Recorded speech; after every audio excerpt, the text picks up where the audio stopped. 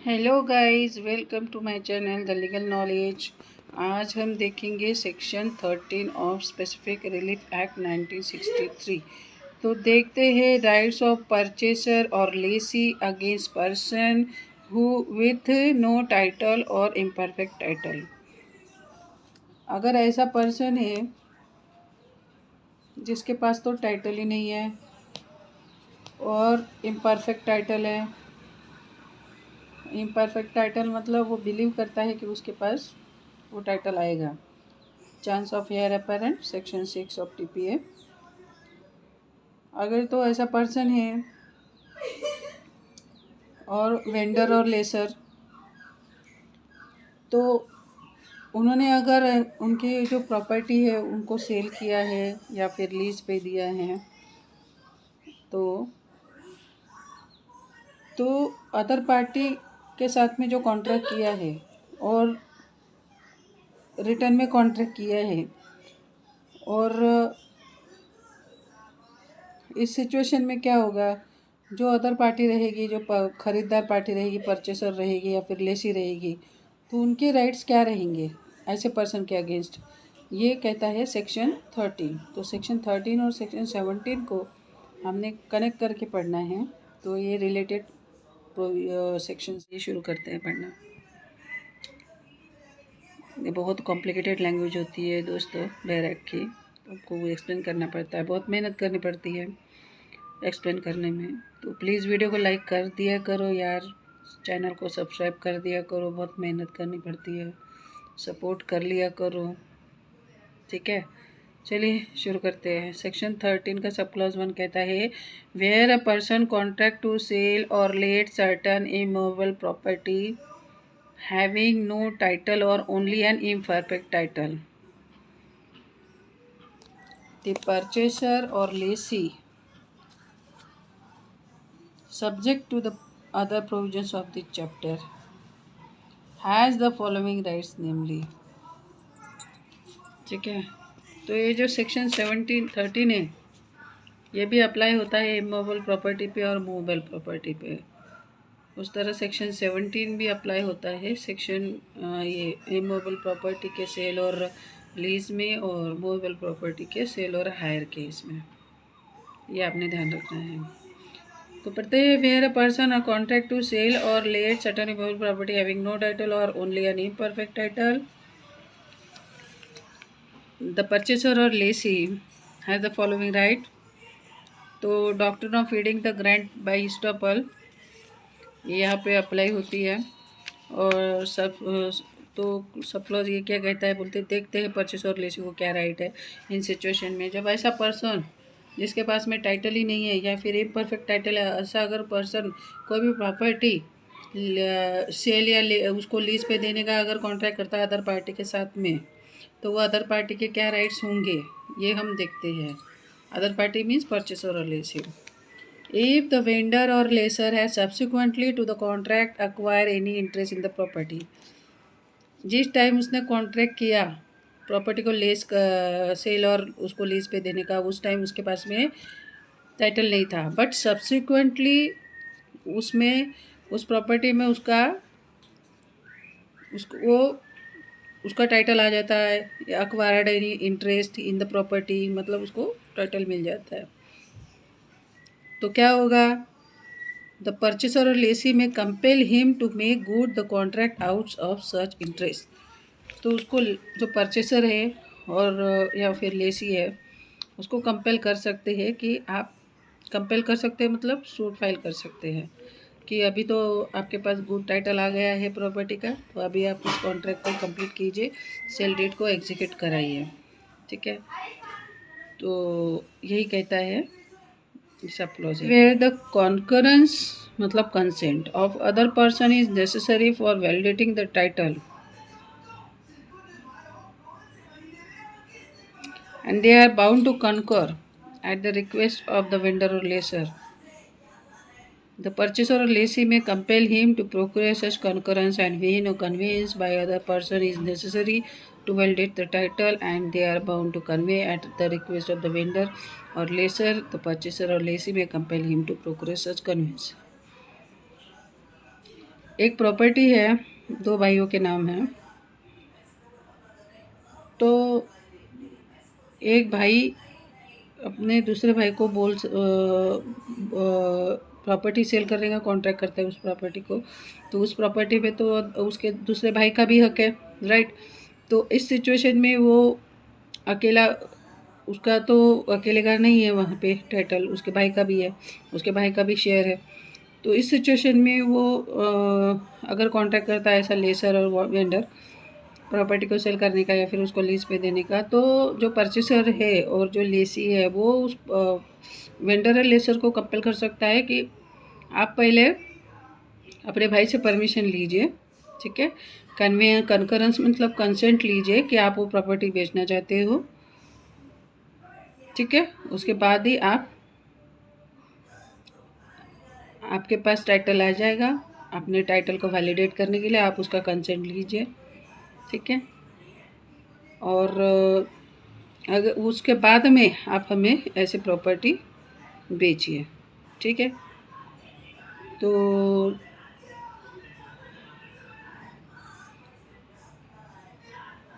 और उसके बाद आप हमें ये प्रॉपर्टी ट्रांसफ़र कीजिए।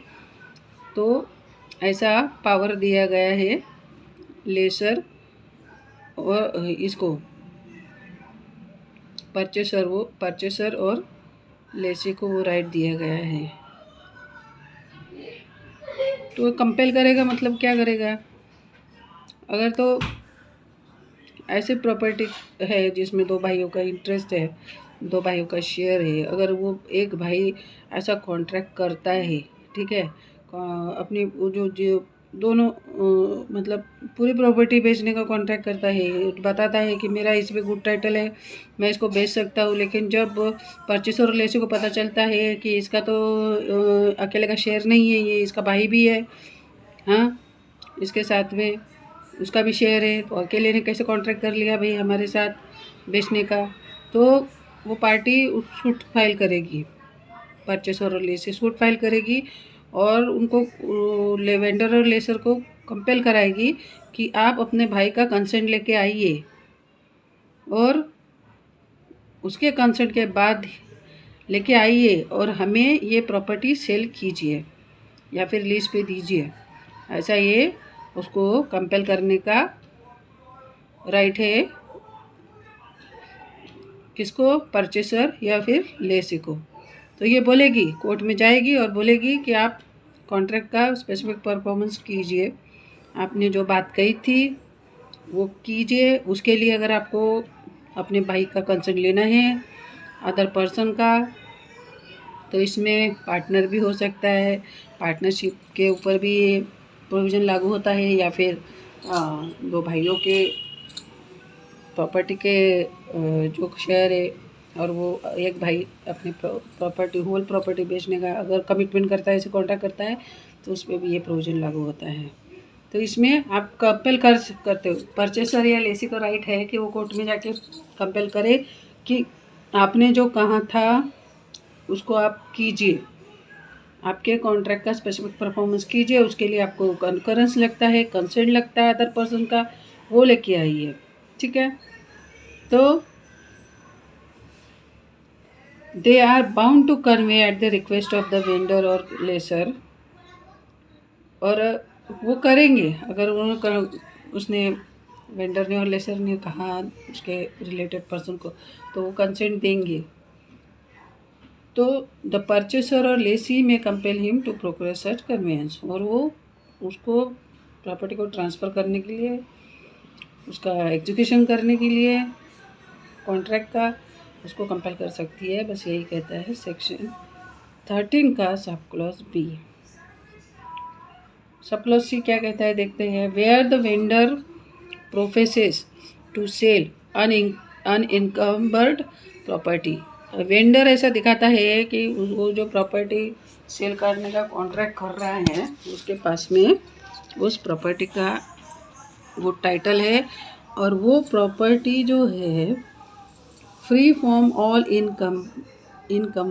इनकम्ब्रेंसेस, मतलब उस पर कोई भार नहीं है, ऐसा वो दिखाता है।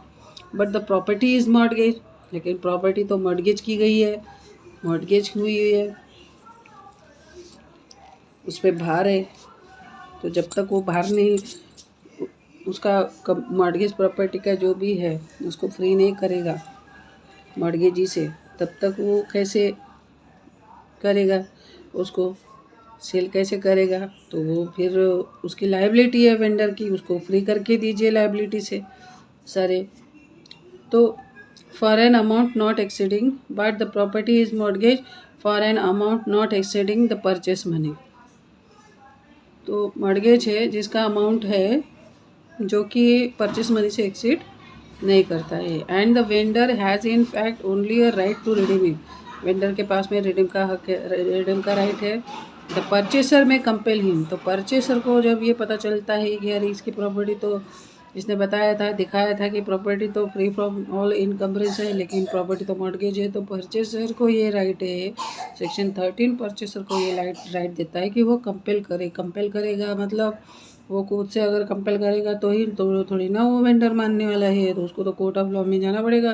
तो वो कोर्ट में जाएगा परचेसर और सूट फाइल करेगा स्पेसिफिक परफॉर्मेंस ऑफ कॉन्ट्रैक्ट का। तो वहाँ पे कोर्ट उसको कंपेल करेगी, ऑर्डर पास करेगी वेंडर को कि आप चलिए अपने मॉर्गेज की गई प्रॉपर्टी को रिडीम कीजिए, redeem the mortgage and to obtain a valid discharge. उसका वैलिड डिस्चार्ज करवाइए और where necessary also a conveyance from the mortgagee. और मॉर्गेजी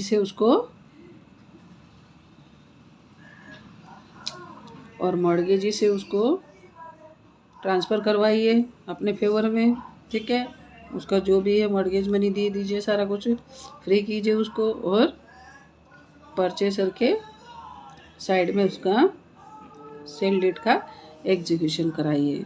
तो ये राइट दिया गया है परचेसर को, वो कंपेल करा सकता है वेंडर को कि अपनी प्रॉपर्टी को वो फ्री कराए सारे इनकम्बरेंसेस से, और उसके बाद में सेल डीड का एग्जीक्यूशन कराए, ठीक है।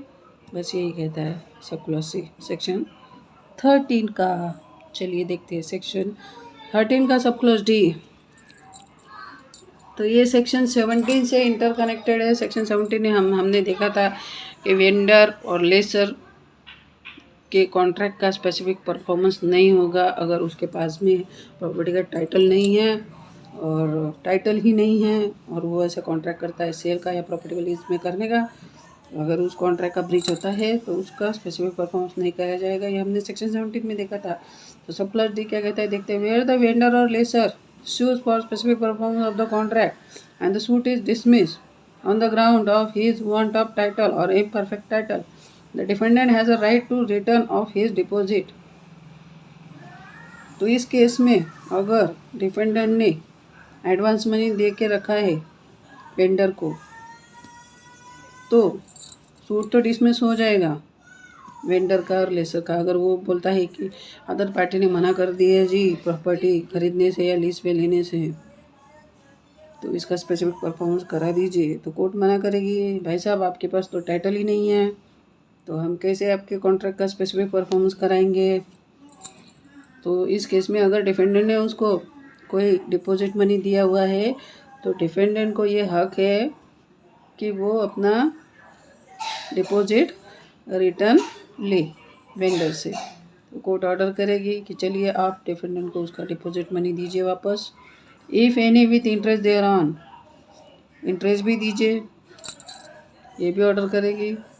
To his cost of the suit, आपके वजह से डिफेंडेंट को कोर्ट में आना पड़ा, आपकी गलती के वजह से लिटिगेशन करना पड़ा, डिफेंस करने के लिए उसको लॉयर हायर करना पड़ा, तो चलिए जो कुछ भी खर्चा आया है कॉस्ट दीजिए उसके सूट का, ये ऑर्डर करेगा court. And to a lien for such deposit interest, तो उसका डिपॉजिट अपने अपने पास में रखा, उसके ऊपर का इंटरेस्ट दीजिए जितने दिन रखा। And cost on the interest, ये भी ऑर्डर करेगी court. If any of the vendor और lessor in the property which is the subject matter of the contract.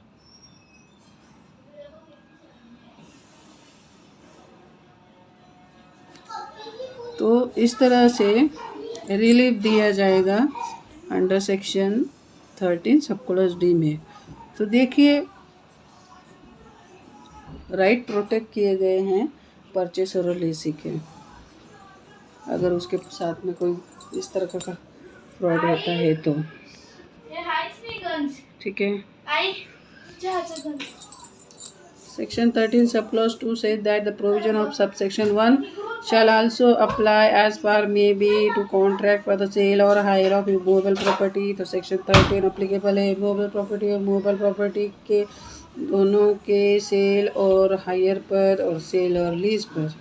तो जो भी प्रोविजंस है सेक्शन 13 के 1 के और उसके सब क्लॉज जो प्रोविज़न दिए हैं वो प्रोविज़न अप्लीकेबल होंगे जब कोई पार्टी सेल या हायर करेगी मूवेबल प्रॉपर्टी का टू द अदर पार्टी।